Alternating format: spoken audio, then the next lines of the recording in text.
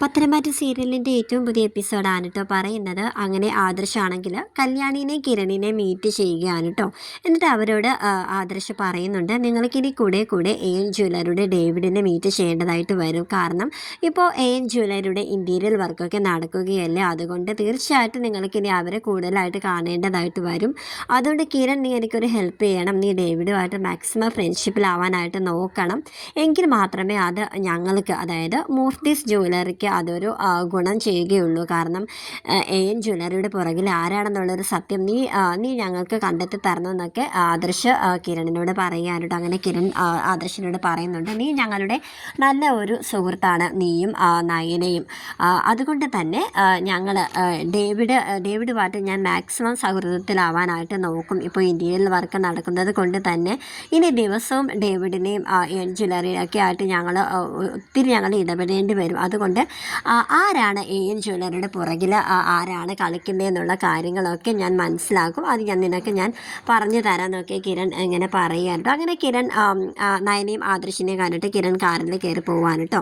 ഇതേ സമയം അനന്തപുരി തറവാട്ടിൽ അബിയോട് ദേവ്യാന് പറഞ്ഞുകൊണ്ടിരിക്കുകയാണ്, നീ ചന്തുമോളെ കൂട്ടിക്കൊണ്ട് പുറത്തോട്ടേക്ക് ഒന്ന് പോകും, കുട്ടിക്ക് പുറത്തുനിന്ന് നല്ല ഏതെങ്കിലും ഒരു ഹോട്ടലിൽ കയറി ഭക്ഷണമൊക്കെ വാങ്ങിച്ചു കൊടുക്കുക, അവൾക്ക് ഡ്രസ്സൊക്കെ വാങ്ങിച്ചു കൊടുക്കുക എന്നൊക്കെ ദേവ്യാനി അബിയോട് പറയാൻ കേട്ടോ. അപ്പോൾ അബി പറയുന്നുണ്ട്, അമ്മായി അത് വേണോ, ഇവിടെ നവ്യുള്ളപ്പോൾ ഇങ്ങനെയൊക്കെ വേണോ, അവൾ പുറത്ത് പോകുന്ന സമയത്ത് ഞാൻ ചന്തുമോളെ കൊണ്ടുപോകാം, പക്ഷെ അത് പറ്റില്ല, നീ ഇപ്പം തന്നെ ചന്തുമോളെ കൂട്ടിക്കൊണ്ട് പുറത്ത് പോയാലേ പറ്റത്തുള്ളൂ. മോളാണെങ്കിൽ ആകെ ബോറടിച്ചിരിക്കുകയാണ്, നയനെ ആദർശിനെ കാണത്തിൻ്റെ വിഷമം ചന്തുമോൾ കൊണ്ട്, നീ അവളെ ഒന്ന് പുറത്തോട്ട് കൊണ്ടുപോകുന്നൊക്കെ ഇങ്ങനെ അബിയോട് ദേവ്യാനി പറയാൻ കേട്ടോ. അങ്ങനെ മനസ്സോടെ ചന്തുമോളെ കൂട്ടിക്കൊണ്ട് അബി ഇങ്ങനെ ഇറങ്ങുകയാണ്.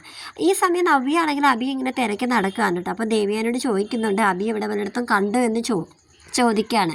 അപ്പോൾ തന്നെ ദേവ്യാനി പറയുന്നുണ്ട്, അത് ചന്തുമോളെ കൂട്ടിക്കൊണ്ട് അവൻ താ പുറത്തോട്ട് ഇറങ്ങി എന്നിങ്ങനെ പറയാൻ കേട്ടോ. ഉടനെ തന്നെ അബിന്നിങ്ങനെ നവ്യ ഇങ്ങനെ വിളിക്കുകയാണ്.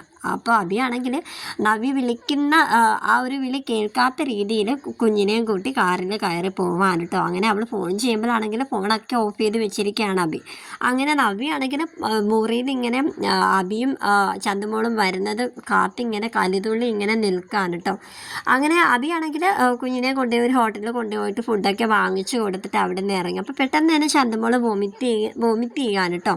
അത് അവൻ്റെ ഷർട്ടിലൊക്കെ പറ്റുന്നുണ്ട്, അബിയുടെ ഷർട്ടിലൊക്കെ ആകെ ഇങ്ങനെ പറ്റിയിരിക്കുന്നതായിട്ട് കാണിക്കുകയാണ്. അപ്പോൾ ഈ ഒരു കാഴ്ച ആദർശും നയനയും കിരണിനെ കണ്ട് മടങ്ങി വരുന്ന ആ ഒരു ടൈമിൽ അബിയും ചന്തുമോളെയും കാണുന്നുണ്ട്. അങ്ങനെ ഇവർ കാണുകയാണ് കേട്ടോ, പരസ്പരം കാണുകയാണ്.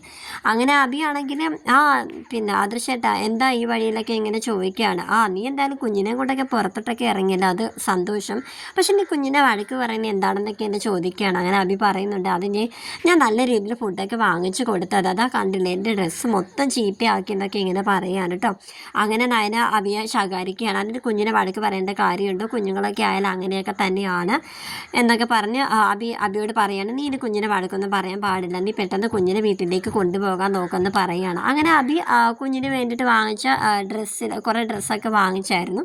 അതിനൊരു ഡ്രസ്സ് എടുത്തിട്ട് ചന്തുമോൾക്ക് ഇട്ട് കൊടുക്കുകയാണ് കേട്ടോ. അങ്ങനെ ഡ്രസ്സൊക്കെ ഇട്ട് കൊടുത്ത് അനന്തപുരി തറവാടിലേക്കും തിരിച്ചെത്തുകയാണ് അബിയും ചന്തുമോളും. അങ്ങനെ ദേവ്യാനി ആണെങ്കിൽ അബിയോട് പറയുന്നുണ്ട്, നീ മുകളിലേക്ക് ചെല്ലുക, അവളോടെ കലിതുള്ളി ഇരിക്കുകയാണെന്നൊക്കെ ഇങ്ങനെ പറയാൻ കേട്ടോ.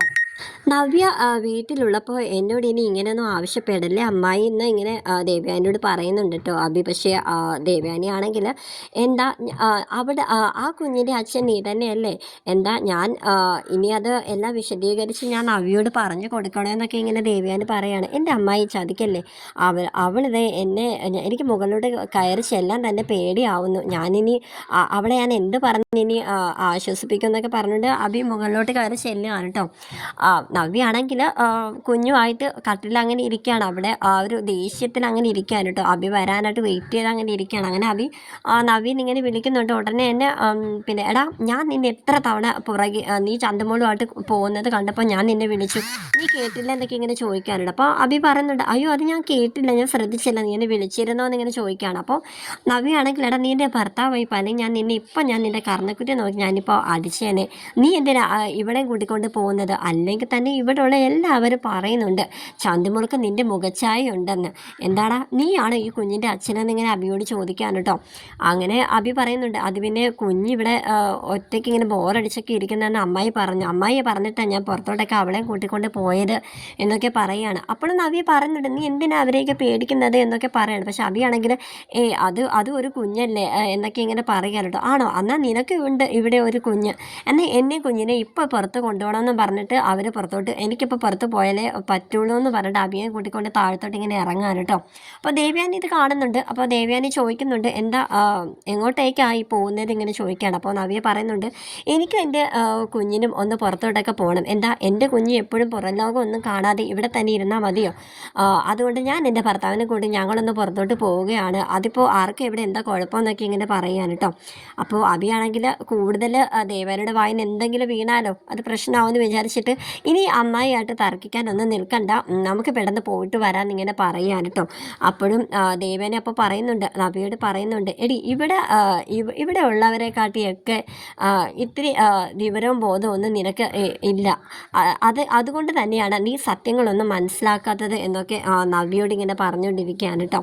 അങ്ങനെ അബിയാണെങ്കിൽ അമ്മായി അവൾക്കിപ്പോൾ ഒന്ന് പുറത്തോട്ട് പോകണമെന്ന് ഒരു ആഗ്രഹം, ഞാൻ അവളെ കൂടെ ഒന്ന് പുറത്ത് പോയിട്ട് വരാം, ഇനി ഇതിൻ്റെ പേരിൽ ഇനി അധികം സംസാരിക്കൊന്നും വേണ്ടെന്ന് ഇങ്ങനെ പറഞ്ഞ് ഇങ്ങനെ നിൽക്കാൻ കേട്ടോ.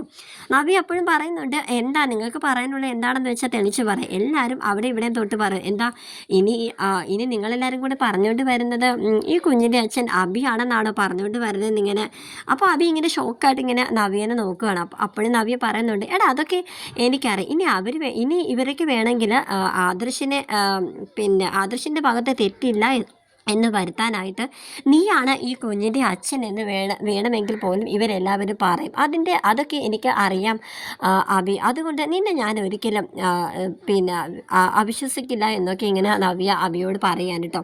അങ്ങനെ അവർ പുറത്തേക്ക് പോവുകയാണ്. അപ്പോൾ തന്നെ ജലജ ദേവേനയുടെ അടുത്തേക്ക് വരുന്നുണ്ട്. ഇവരെന്താ ഇത് എങ്ങോട്ട് ഈ പോകുന്നത് എന്നിങ്ങനെ ചോദിക്കുന്നുണ്ട് കേട്ടോ. അപ്പോൾ ഉടനെ തന്നെ ദേവേന പറയുന്നുണ്ട് എന്തായാലും അബി പുറത്തോട്ട് പോയതല്ലേ, ഇനി അവൻ ചെയ്യാനുള്ള ജോലി കൂടി നീ എന്തായാലും ചെയ്തേക്കൂ എന്നിങ്ങനെ ജലജയോട് പറയാൻ കേട്ടോ. ജലജയാണെങ്കിൽ ഇങ്ങനെ കരുതുള്ളി ഇങ്ങനെ നിൽക്കുന്നതായിട്ടാണ് ഇന്നത്തെ എപ്പിസോഡിൽ നിർത്തിയിരിക്കുന്നത്.